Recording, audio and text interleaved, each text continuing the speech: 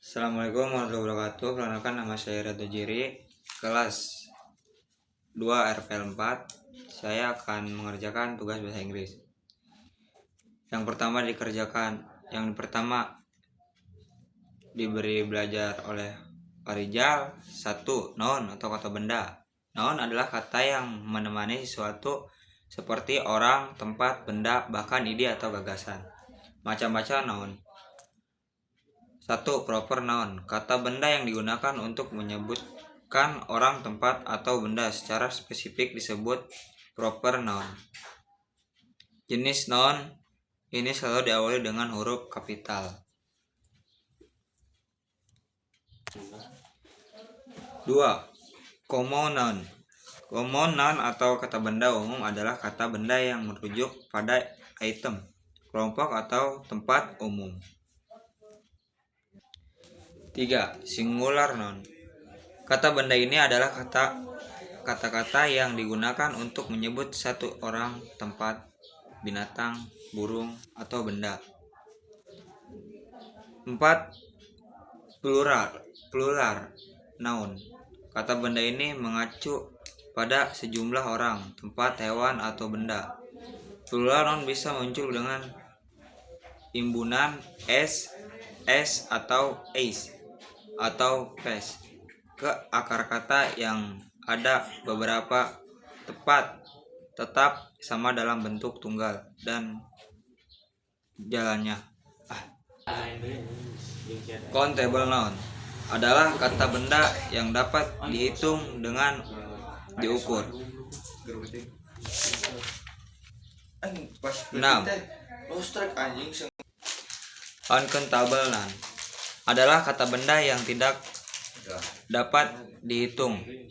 Kategorinya 7. Construct noun. Kata benda ini mengacu pada objek material dan dapat dirasakan indera manusia. 8. Abstract noun. Kata benda ini menjelaskan setiap entitas yang tidak dapat dirasakan indera manusia. Dan pelajaran yang kedua yang dijelaskan oleh Pak Rijal, descriptive text. Definisi descriptive text adalah teks yang bertujuan menjelaskan, menggambarkan, atau mendeskripsikan sesuatu. Descriptive text juga dapat berarti 1. Memberikan informasi tentang bagaimana sesuatu atau seseorang terlihat. Teks ini menggunakan kata-kata untuk menggambarkan sesuatu. 2. Memberikan fakta-fakta tentang bagaimana bahasa Indonesia digunakan sesuai dengan aturan. Generasi struktur descriptive text. Descriptive text dibuat tanpa melakukan riset secara detail sebelumnya, jadi penulis hanya perlu menuliskan cerita berdasarkan pada apa yang ia lihat dan ia dengar. Identification berupa gambaran umum tentang suatu topik. Rasanya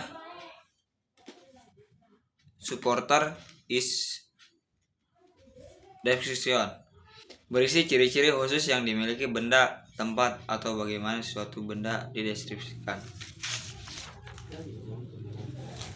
Descriptive text offline. Tujuan pembelajaran. Tujuan deskripsi teks adalah menggambarkan, menjelaskan, dan mendeskripsikan suatu ciri-ciri baik pada hewan, tempat, dan lain-lain. Teks deskriptif memberikan informasi tentang bagaimana sesuatu atau seseorang terlihat.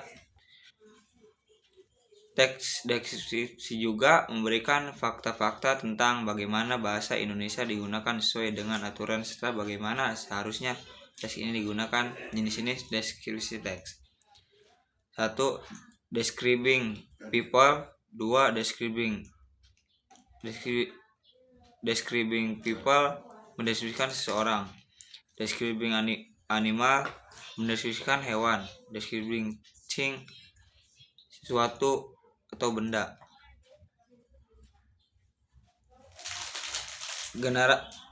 Generic struktur deskripsi teks. Identification, pendahuluan berupa gambaran umum tentang suatu topik. Description, berisi ciri-ciri khusus yang dimiliki benda, tempat, atau bagaimana suatu benda dideskripsikan.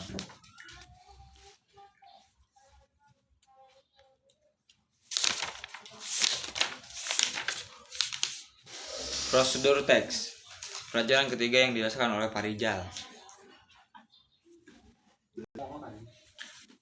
Penjelasan prosedur teks. Prosedur teks adalah teks yang berisikan perintah atau langkah-langkah dalam mengerjakan sesuatu.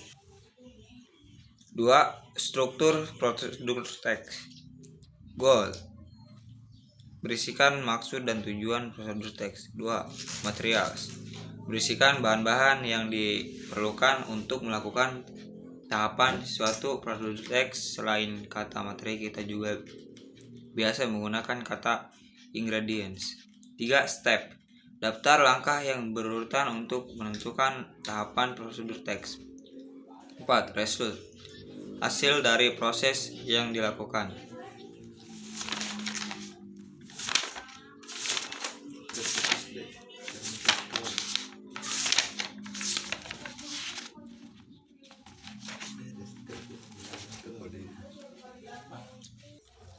Pelajaran keempat, mengidentifikasi video Paperman. Tentang 1. Karakter pria.